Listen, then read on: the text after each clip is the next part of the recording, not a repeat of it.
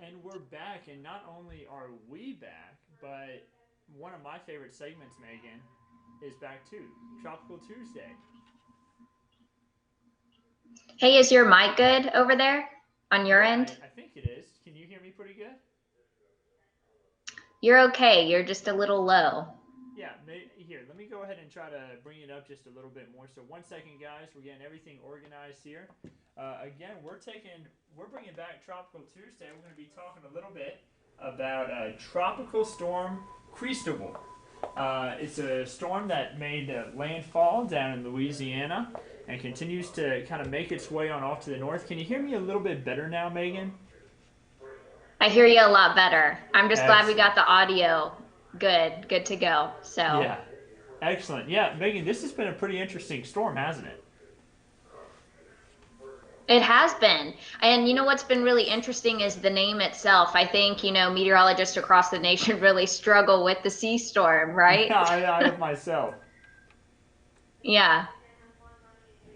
And this storm made landfall again down towards Louisiana just a few days ago, and now it's way up there in Missouri, and hmm it looks like it's going to continue off to the north. Still a tropical depression, not a tropical storm anymore, but still a tropical depression.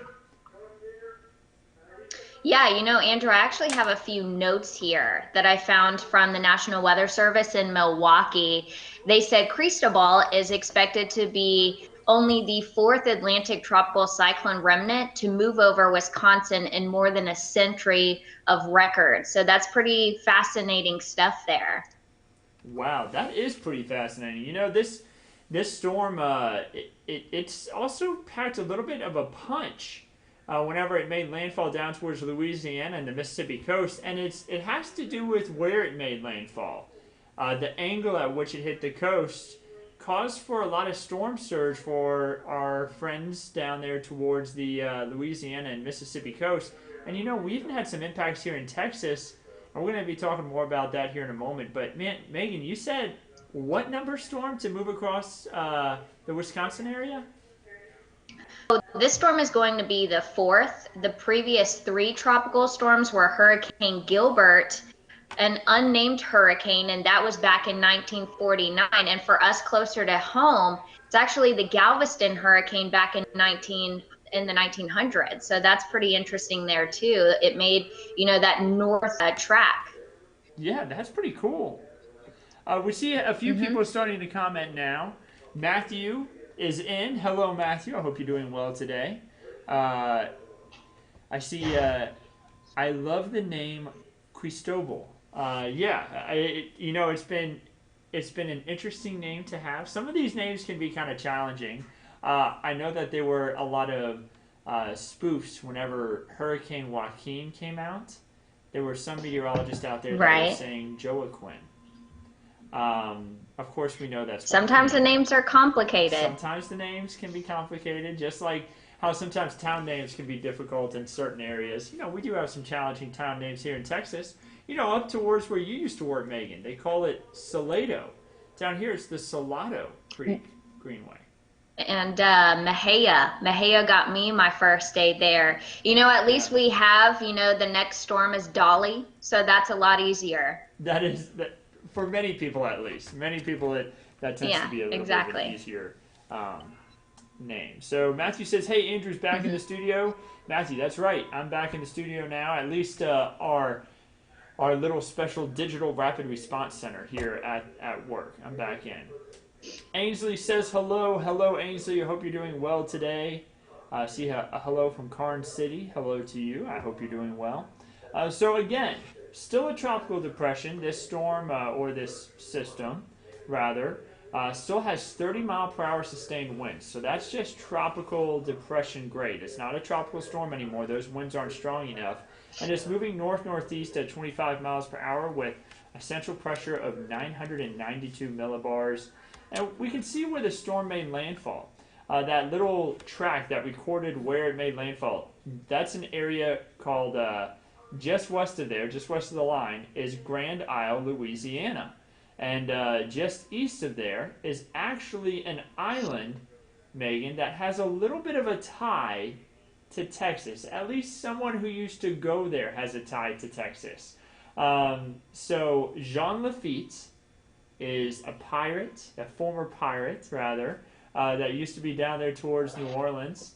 And Jean Lafitte actually also used to live in Galveston. So there's a little bit of a tie to the island where this made landfall, to Texas. There's just little random facts, little pieces that you can sometimes piece together from areas along the Gulf of Mexico. They're all kind of intertwined. And when a storm moves through the Gulf of Mexico, it doesn't matter if it's making landfall near you or not. It can still impact you. And we're going to talk more about that in a moment.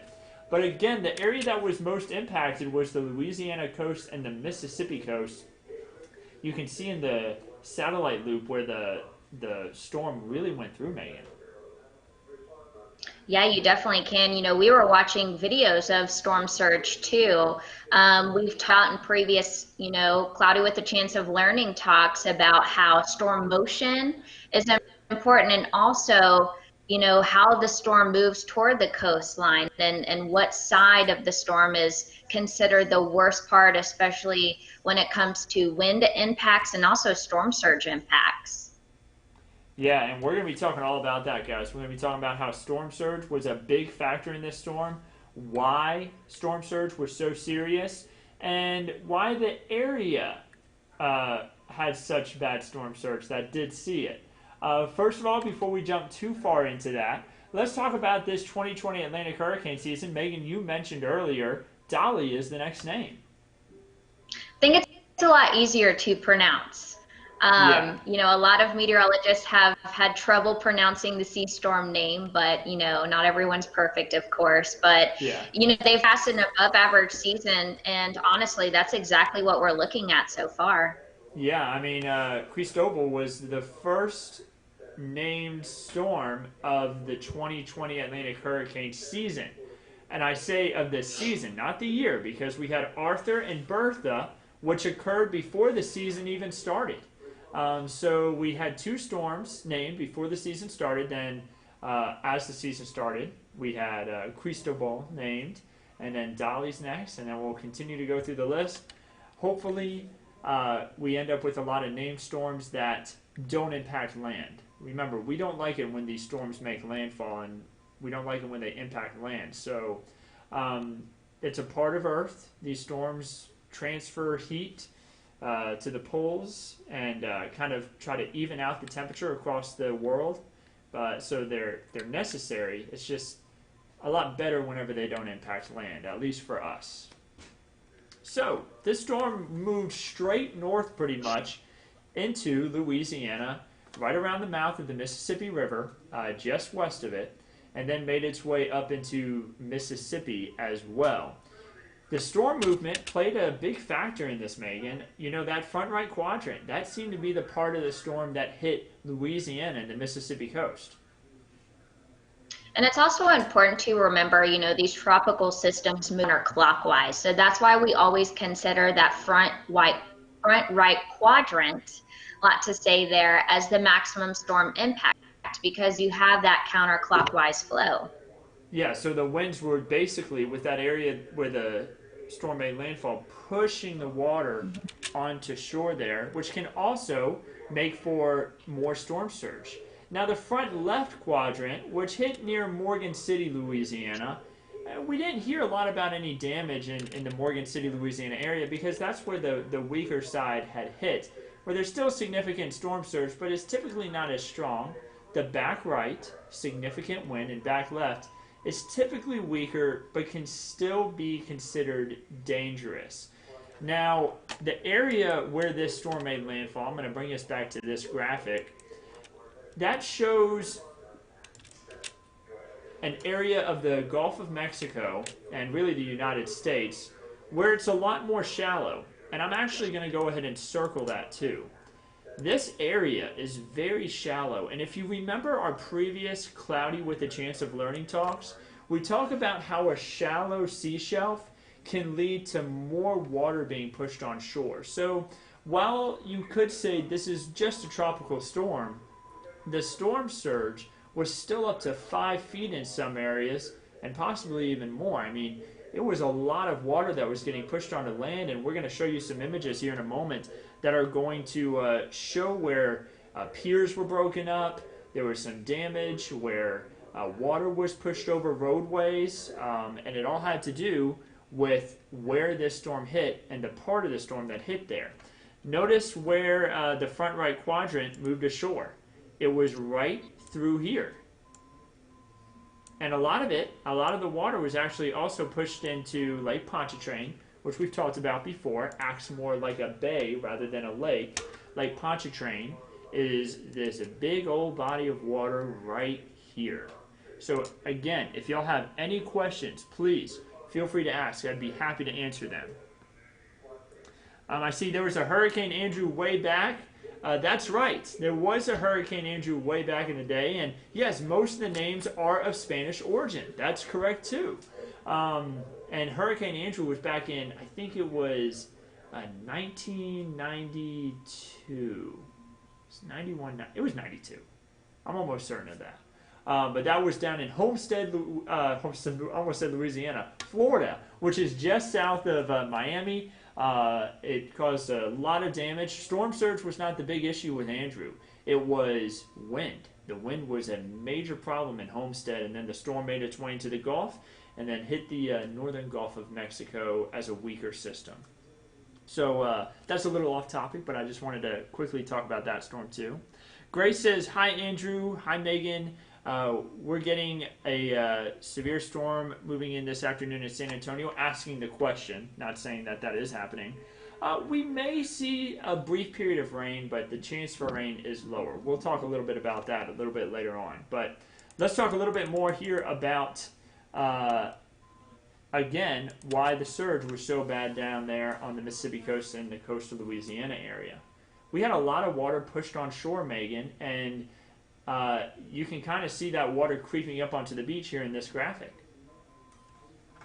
Yeah, so that's when you have wind speeds up to 35 miles per hour. So even gusts from 35 up to 55 miles per hour, of course, not quite, Category 1 hurricane strength, but that could still produce some damage, possibly break tree limbs, cause some power outages. Andrew, you were talking about the wooded piers along the Mississippi Gulf Coast. Yeah. And it looks like they even saw some destruction down there, right? Yeah, they did. And this storm, it had possibly even up to 60-mile-per-hour winds, and you see how much the water creeps up onto the beach with that. So basically anything that goes out over the water, like a wooden pier, could get broken up easily by waves. They had a huge section of a pier, that's the Lighthouse Pier, break off, and it was half a mile away from where it was supposed to be. It's that easy for something to get moved around by these big systems. Exactly.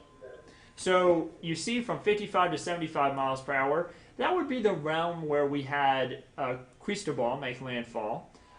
Structure damage can happen to some homes. We saw that with this system.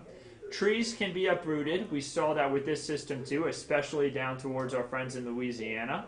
And we also saw storm surge as an issue, which you can see in this graphic. So again, the area where this happened too is an area of the country where storm surge is more common. The highest storm surge to ever hit the U.S. occurred on the Mississippi Gulf Coast. It was a 28-foot storm surge from a Category 3 hurricane. It was Katrina, which was actually a Category 3 at landfall. It was not a Category 5. So even though we've had Category 5 storms make landfall, like Andrew did, Hurricane Andrew, again, did not, the main issue was not surge. It still had a lot of storm surge, but it wasn't the main issue. Even though there's been stronger storms, the surge was worse on the Mississippi coast because of the way the sea shelf is. So we talked about that a lot. The angle at which the storm hits the coast. Sometimes they'll come in, and let's say this is the coast, it'll hit it at not as much of an angle. You won't get as much water pushed on shore. But if the storm comes what we call perpendicular, so that's a little bit of geometry for everybody at home. If that storm is more perpendicular and it's pushing the waves on shore, you'll end up with more storm surge. So let's move ahead forward to some photos that I wanted to show. The Biloxi Fire Department, this is on the Mississippi coast, posted some of these photos, and you can see, Megan, that's a police officer's car in the water. You see the water really getting pushed on shore. That's actually an area just to the right of that photo where we've been together. That's called the Blind Tiger, which is down in Biloxi, and you can see the water being pushed all the way up on the grass. By the way, that looks like a photo from the highway. Oh, I mean, wow. And you yeah, could just see some cars stalled too, not only in Biloxi, also into Corpus Christi, closer to home. yeah, and that's something else I wanted to talk about, Megan. You know, these storms, whenever you have a storm in the Gulf, even if it's on the other side of the Gulf of Mexico, it can still, let's say it's closer to Florida, it can still impact us here on the Texas coastline. We had something called a coastal flood advisory, which means that the water ends up coming higher. Not necessarily storm surge, but it just means that the water is higher than what it usually is. And yeah, Megan, look at that. Imagine you're on the beach and then the water comes up and then your truck is stuck in the sand in your RV. And then you see the debris in the water. Yeah, probably not the best swimming, the best swimming conditions, I would say. Scary stuff too. Yeah, that would be scary stuff. They also had strong rip currents. That's another thing that you have to be careful of. It's not safe to be in the water because you have strong rip currents that can take you out into the water whenever there's a storm in the Gulf. Really, possibly anywhere in the Gulf, you can end up with, if the storm is stronger, you can end up with stronger rip currents all along the coastline. It's pretty unique. It's almost like the Gulf of Mexico is a big bathtub. You know, if you make a splash in the bathtub on one side, you end up with waves or little ripples in the water on the other side of the bathtub. You think about it like that. Right. And Andrew, also Florida, they were feeling the effects from this storm too. That's right. You know, they had a lot of tornadoes and water spouts along Florida. That's where the right side of the storm hit. So even though the front right quadrant, not maybe right up against that where they had the strongest part, like Mississippi and Louisiana, but even though they're further away over towards Florida, they still had a lot of big impacts. They had tornadoes, they had severe storms, they had a lot of strong wind. That's a great point, Megan. I completely forgot to mention that too. Great point. Yeah, and on the outer bands of storms, and typically, on the outer bands of tropical systems, you can have, severe weather alerts that take place, whether that would be, severe thunderstorm warning and also tornado warning. You could also have several watches in place. I know they had flash flood watches in place along the coast too. Yeah, and sometimes these bands can be hundreds of miles away from the storm. I mean, flooding, again, you said flash flood watches and warnings. I mean, flooding is a big concern with these storms and a big, it's a killer part of these storms because water can be very dangerous and it's a lot of heavy rain at once. And, they actually had a lot of storm impacts with a lot of water being put down all the way up through Arkansas. And I think something very important to note too, Andrew, is remember we always say each tropical system has its own narrative. So it's so important to pay attention to impacts more than the actual strength of the storm. So maybe if it jumped from a category 1 up to a category 2 hurricane, I would pay way more attention to the impacts and how the storm is moving toward the coastline versus, the actual strength. Just pay attention to that because each tropical system, tropical storm, hurricane itself has its own narrative, so they could also produce different impacts. And also higher storm surge, a greater flood threat, greater severe weather threat. It also depends on the size of the storm itself too. True. Great points. You can't ever really compare another storm to a different storm because the angle of the approach to the coast, the area that it's actually hitting, Harvey and Katrina, you take those two very different storms. They were both big impacts on the U.S., but you just look at how different they were. Big flooding from Harvey. Katrina was more of a storm surge. And you think about the wind damage, too, for areas like Rockport, down towards Port Aransas.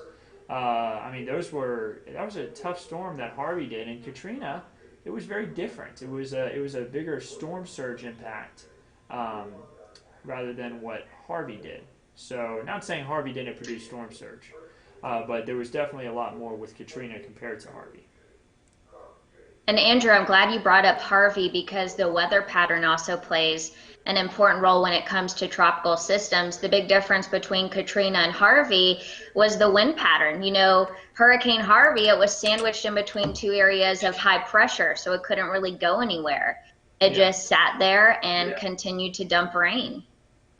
Yeah, really good point. It just kind of got sandwiched and couldn't move, but Cristobal had a little bit of steering with it. Notice how it was kind of moved on off towards the north, and you notice there's a big bend going all the way down through Bermuda and all the way down over through the southeast. You'll notice it as the loop plays all the way through again, but it goes right through like this. You notice the shear from that. You know, shear plays a big factor. We talked about shear. This storm wasn't able to strengthen even more.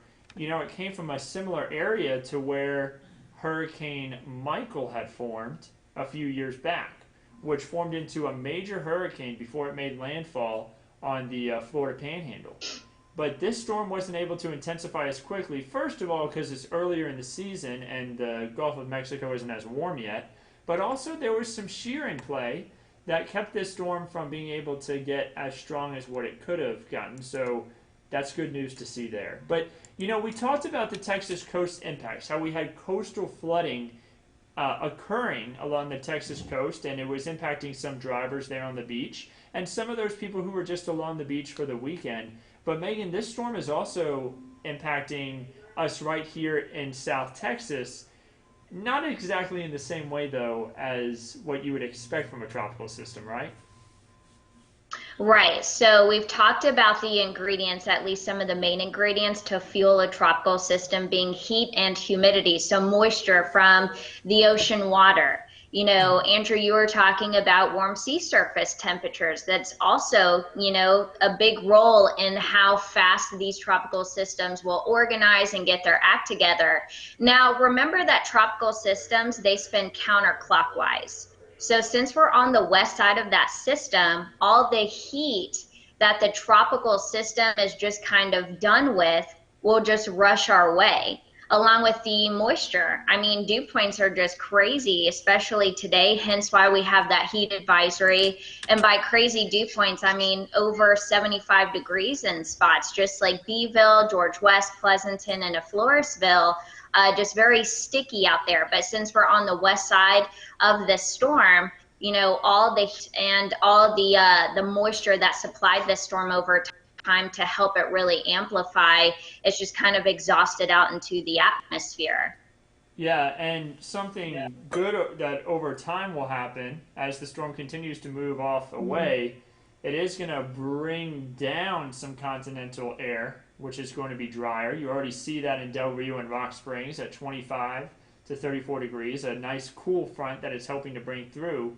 But obviously, until that drier air gets here, like what you were saying, the dew point's way up there, and it's making it hot and humid to a dangerous heat even. You know, that heat advisory in place for right now through 7 p.m. today. And thank goodness we have that summer cool front moving through later today. So that's really going to help, you know, knock that humidity down by Wednesday. So kind of a fresher start to our midweek, I guess you could say. But as far as temperatures, I mean, we're heating up pretty nicely, already in the triple digits over Del Rio into Eagle Pass down in Maverick County. Yeah, and you know what, Megan? Today may be the first day of this year where we hit triple digits here in San Antonio. Could hit 100 on the dot. That's hot. That's hot. Ooh, yeah, Our look news at that. director Feels agrees. like temperatures. Jack Acosta.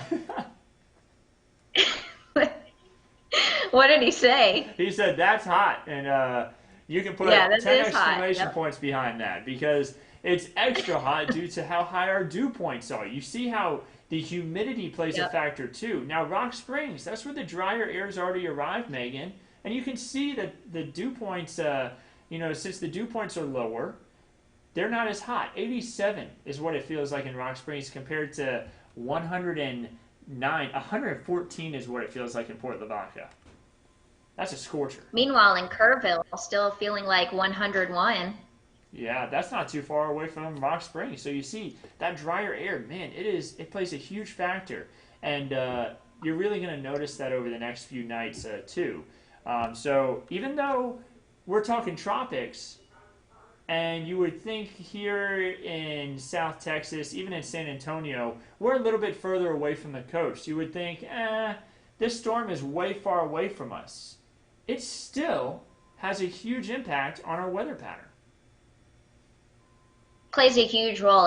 And I think, talking about the counterclockwise wind and the flow with that tropical storm, it just brought all the heat and really helped amplify our humidity too. Yeah, it really did. So I'm going to go ahead and bring up our Cloudy with a Chance of Learning schedule now, Megan. This was Tropical Tuesday. I love the tropics. I love talking about it, and I'm so glad that we have these opportunities to talk more about the tropics itself. Yesterday we did Rockin' Monday. Megan, you did an awesome job.